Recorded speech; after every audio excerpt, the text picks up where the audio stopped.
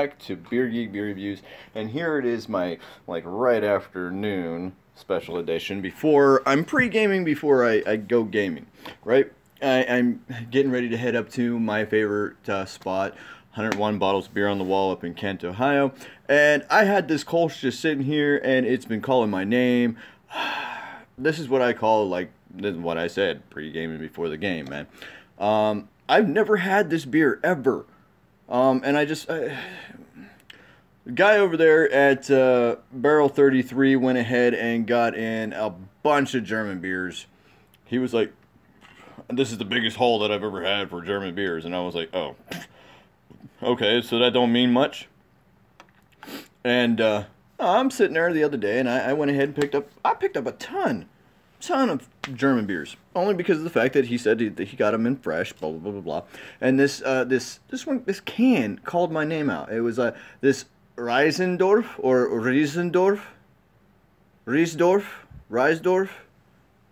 It's Kolsch. It's a Kolsch beer, and I couldn't help myself. I had to look up a little something. It is a private brewery, the Heinrich Reissdorf. Was founded in 1894 by Heinrich Reissdorf in Cologne, Germany. So I was so ecstatic because, number one, it's an authentic Kolsch beer.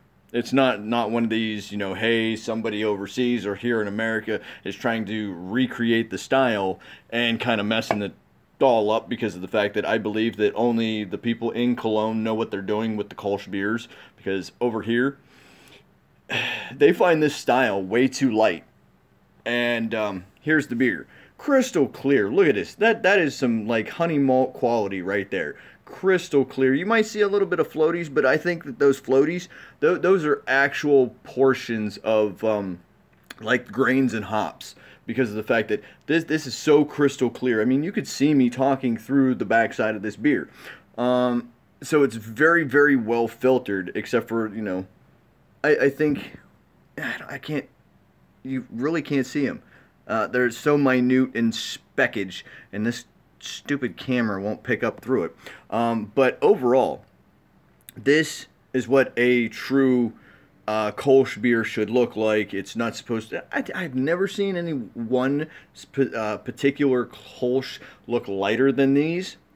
I've had, this one, and I've had a couple of Kolsches, but the authentic Kolsch beers. I've had this one now, and the Sooner Kolsch. It still looked exactly like this. Got this traditional pale malt, honey malt look to it, with a brilliant white head to it. Watch, I'll go ahead. No, first off, let's go ahead. Prost.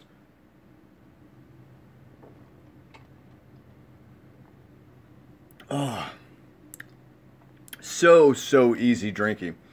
It's okay. Let's see. Water, barley, malt, hops. It gives you the 4 main ingredients right there on the side of the label. It says it's a pint can, pint point, 0.9 full ounces. I'm trying to look for the alcohol by volume on this. I don't believe that it has it. And while I'm sitting here looking at this, let me go ahead and click. I want to see if they actually have the ABV as well on this website here. 4.8% alcohol by volume. It does not have an IBU from what I can see. Even if it did, I would say that this is only 8 to 10 IBUs, because it's not bitter at all. You're definitely getting a nice little grassy hop quality to it.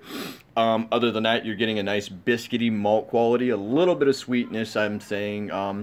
That's why I kind of threw it in there and said a residual honey malt. It's very clean, very crisp, very refreshing. Let me go ahead and pour some more in here, and you'll see what I mean about Kolsch beers and the heads that Kolsch beers create as well. There you go. Nice, brilliant, white, fluffy head.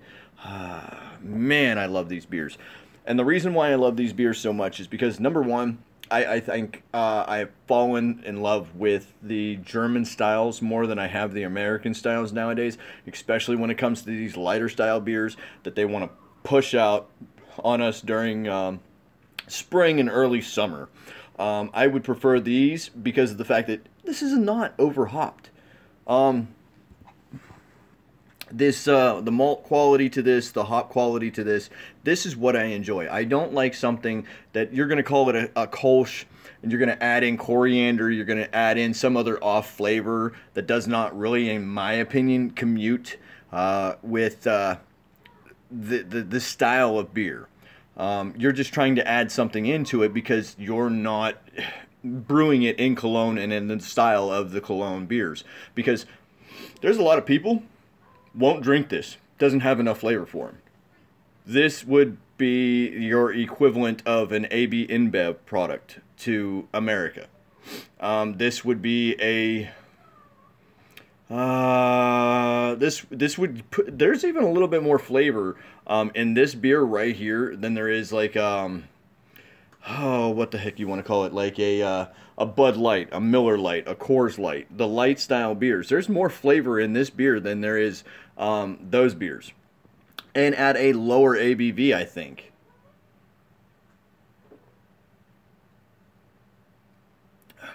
Again, that biscuity malt quality is there. It's got a nice dryness to it as well. Residual sweetness, nice grassy hop, leafy grassy hop quality to it. Overall, again, not to take up too much time, this is a really, really killer beer. So if you guys haven't had this, I would definitely seek it out and I would try it, because this is a really, really good beer, especially if you're trying to watch your alcohol intake. I mean, there are people out there that would like to have a lighter style beer, not to drink any of the AB InBev products, because I'm sorry, I won't touch them if I can help it, because they don't digress on the bottles, who is the owner of the company, etc., etc. So with that said, peace, pros, deuce, and as always, rate, comment, subscribe. If you guys had this beer, 2 thumbs up to you. I'm trying to get my other thumb up there, but you can't see it. There it is. Yay! 2 thumbs up, because I love this beer, and I will love the actual Cologne style beers. Great, great beers. Seek them out. Try them. Try them for yourself. So I'll see you guys again later, man. Peace.